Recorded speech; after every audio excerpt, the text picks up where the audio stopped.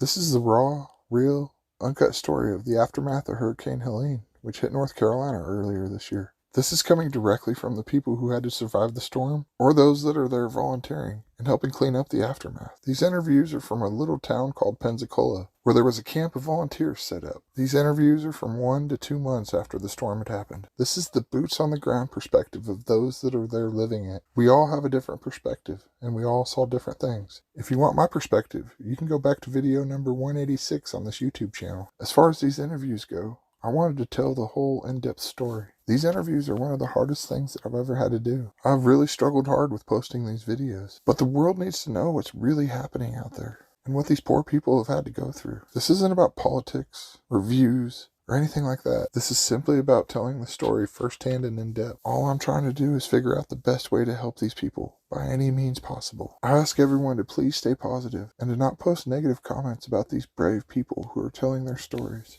Seeing all the destruction was one of the hardest things I've ever had to witness. But at the same time, watching everyone come from all over the country with different backgrounds and different beliefs and all working together to help their fellow human was one of the most beautiful things I've ever seen. I'm starting to realize these same problems are being encountered in every natural disaster. Please, let's work together to try and find solutions that will help these people. Thanks, everyone. This next interview was with Kim. Her and her family went through one of the most terrifying stories I heard while I was out there. The things that they had to see and endure are beyond comprehension. Her grandson is an absolute hero, and his story is incredible. Kim's home was up on the hill a little ways, but she had to sit by and helplessly watch as her father's home and her 2 daughters' homes get completely engulfed by floodwaters. They lost 3 homes through the ordeal, and all those families were stuck right in the middle of it, in their homes. I could only imagine how terrifying it was for all of them. Miraculously, they all ended up all right. I can't tell Kim how much I appreciate her sharing her story with me. It definitely hurts the heart to hear the story and to know how much they lost, but at the same time, it gives a huge inspiration to hear such a heroic story of such a brave young man. All right, so I'm out here with Kim in Pensacola, North Carolina, and I'm trying to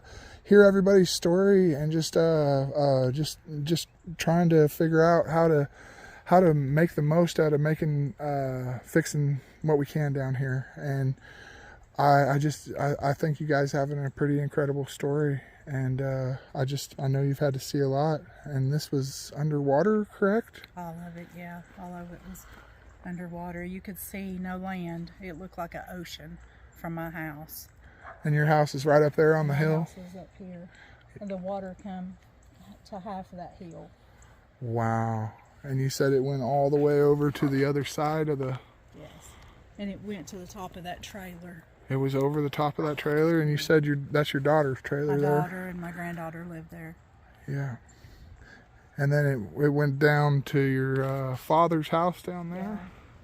The red roof down there is my dad's house, and then the house next to it's my daughter. She had 2 kids, and the river came through my dad's house, and it knocked him up against the wall, and he finally got out. The measurements they took was 7 foot from the ground up to the window to his house.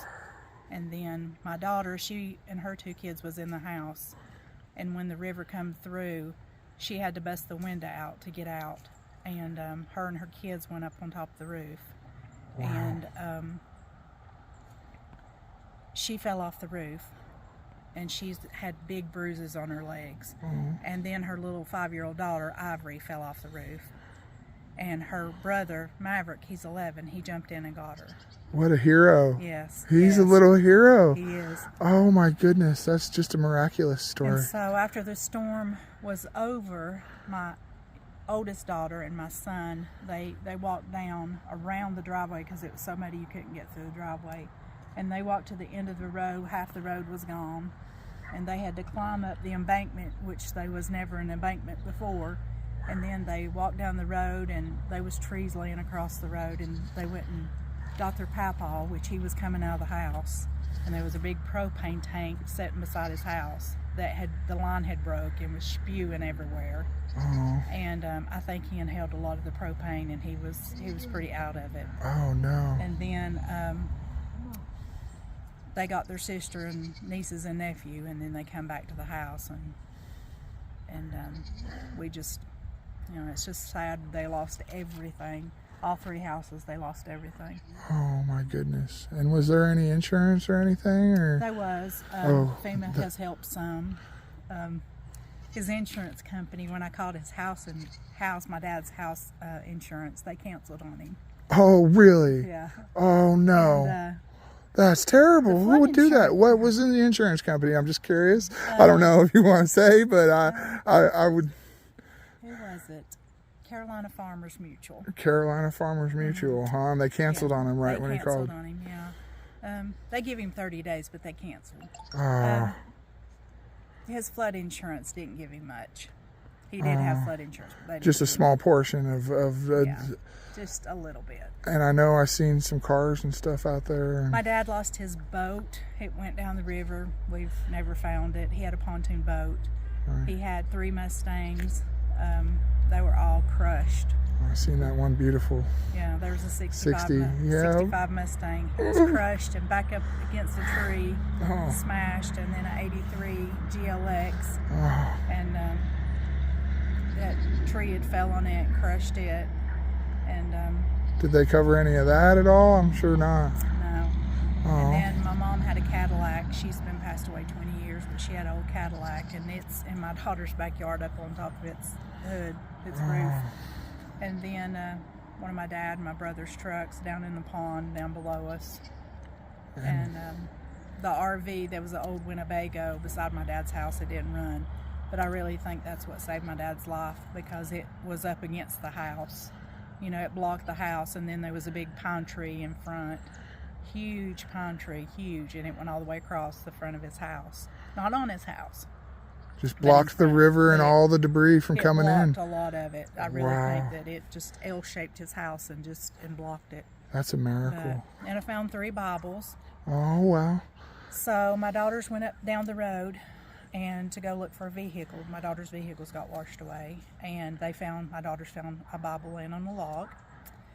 And the second Bible, the red truck men had helped clean my daughter and my dad's house out, and they found a Bible dictionary in my dad's house. Wow. And it was opened up, and all the pages was turned to the left, and it had mud on the left side, just matted mud. And just the back only had a couple pages, and it was turned to water. Wow. And then found another Bible in my dad's house the next day. It was turned to Revelations chapter 8 and 9. And so after that, I've been telling my story, and I told one of my friends in another community about the Bible that I found, and she had found one in her house on Revelations 8 and 9. Wow. Then there was another Bible that somebody else was telling me about that was wrapped around a pole that was turned to Revelations. Wow. That was found. Wow. I really do believe that God has been with me every single day. Every single day. There's somebody showed up. There's people that's helped. It's not been our government. It's been our people. We the people. Yeah. They have helped us so much. And I mean, I couldn't thank you enough. I'm very blessed. I mean, even though we've lost things, I'm very thankful. I could have lost my dad, both of my girls, and 3 of my grandbabies at one time. Right. Yeah. Right. But our community has been wonderful. The people from out of state, New York, Texas, Missouri, West Virginia, wow. Georgia, Kentucky. It's amazing. I mean, they've not stopped. My heart goes out to you guys, and I empathize so much. Yeah. And I know if this happened to my community, I'd love to try and get as much help as I could, and you guys need all the help you can get. Oh, yeah. It's a heartbreaking situation. It is. And this is just a random event that just is so hard to fathom. My heart goes out to you guys, and I'm so sorry you've had to go through this. It's going to take a long time for our county to rebuild, but we've got several organizations that's started helping. Stephanie Johnson with Rebuilding Holler, she's got a crew that's working on houses, helping people build back, and that's beautiful. It's just donations. It's just been wonderful. I've been wondering if I've been trying to figure out if there's any government here at all, or if it's just people. And it seems to be everybody, just groups will come in, but it's all volunteer. It seems like, for the most part. I don't know. Have you seen a lot of government here? Or? FEMA did come, but they came and I was wondering why they were coming from so far away, because the FEMA people that I talked to was from Nigeria, What? Hawaii, and Puerto Rico. That's different. And I asked why they were so far away, and it was conflict of interest. To answer the question, or conflict of interest why they're so far away? Like if, Oh. yeah, like if me and you were friends and you had a home, and I get it. favoritism, I guess. Huh. Yeah. You said there was another organization that was helping out a little bit. I think I interrupted you. I'm so sorry. Rebuilding Haulers. Yeah. With Stephanie Johnson. She's on Facebook. And then Salvage Freedom and 222 Yep. is helping. I've heard of them a lot And too. I can't think right off the bat. Right. Yeah. No. I'm not trying to put you under pressure, but I'm trying to just figure out the best way to help people and see what's going on. I just want to hear everybody's stories from boots on the ground. I don't want to tell anybody else's story, and I'm trying to hear everything here, and I'm trying to figure out, like I said, the most efficient way.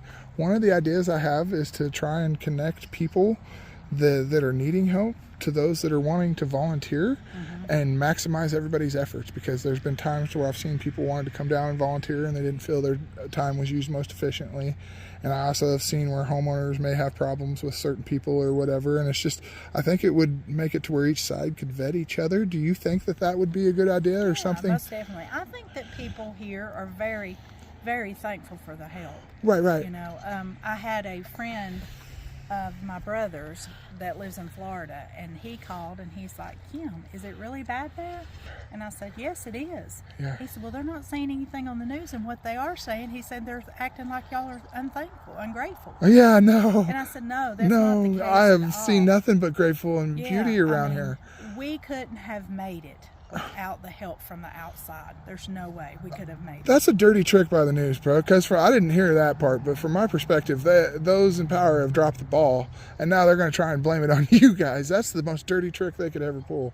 I mean, from a bigger perspective, but I just that seems wrong to me. But I'm trying to figure out the most efficient way, and I want to start like a Facebook page to where we could list and have families like you guys. And I know that you've lost homes and stuff, and to where I'm wanting to try and get campers and bring campers back, and just any kind of resources or jobs, and maybe even have like a punch list of all the things that you guys need, whether it's cleaning out or putting back a garden or helping with your goats or whatever.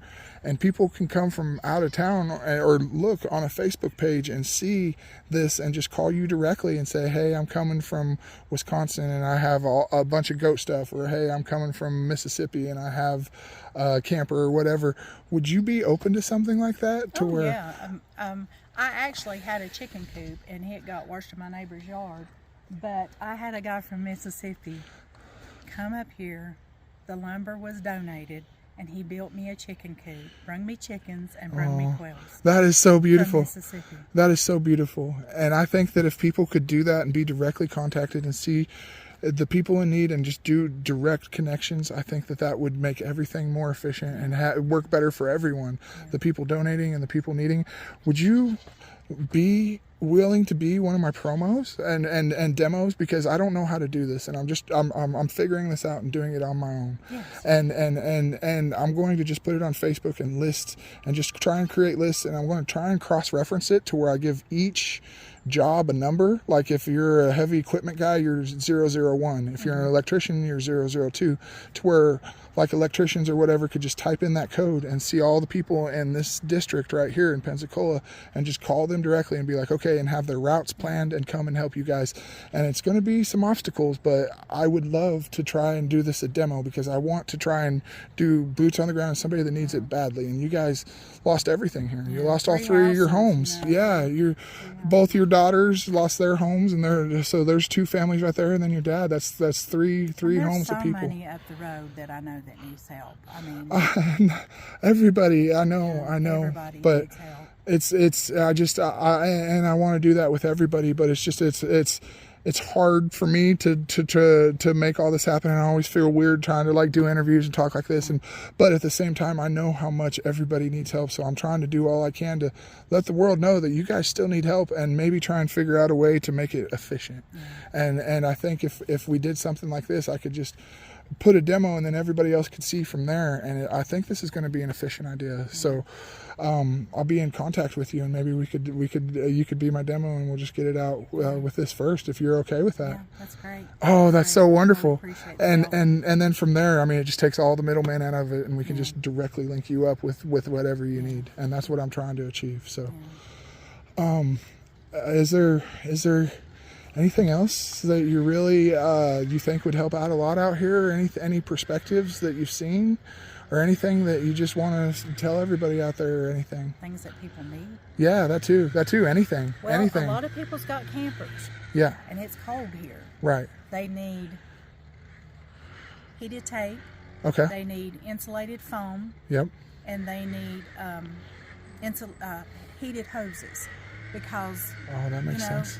It's cold here, and they're going to have to insulate their campers Yeah. to make it through the winters. Yeah, and heated hoses, I mean, they're not going to be able to bury their lines. That makes perfect sense. That's Yeah. genius. So, I know there's different phases of this disaster, and that's one thing we need right now. Right. The campers. I mean, they're trying to get people in the campers, but we need that stuff for the campers, or they won't make it. Right. Yeah, there's a lot of logistics to it, I mean, there's just so much to fight in the cold, especially, but to just rebuilding all of this. And then it's just whether somebody has $10,000 worth of stuff they lost, or $1 million. It's stuff they lost and they'll never get back, and it doesn't seem like there's much of a way to recoup, and it's just us trying to figure out how. So that's a great need, and I'm glad you brought that up, because I want to try and help prep everybody up for winter, because it's scary thinking about winter and everything. And a lot of people's got kids. A lot of kids lost their little, their homes. Right. And my grandkids did. Yeah. And my 5-year-old, my 5-year-old granddaughter, she's still a little scared when it rains. I guarantee you that poor little girl fell off the roof. She's like, Mama, is it still going to rain, or is it going to stop? You Oh, can man. tell she's terrified. That makes my heart hurt. It's just, I could only imagine what that poor little girl. I could only imagine what that poor little girl has seen.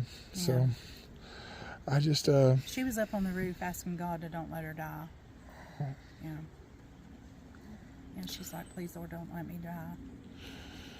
Well, it's just it's a hard story, and I really empathize with you guys, and I appreciate you having the compassion to tell it. Thank you. And I know it's hard to tell, and I really appreciate your time. And thank you so much. Okay. Thanks. Thank you so much. I'm a hugger. I am too.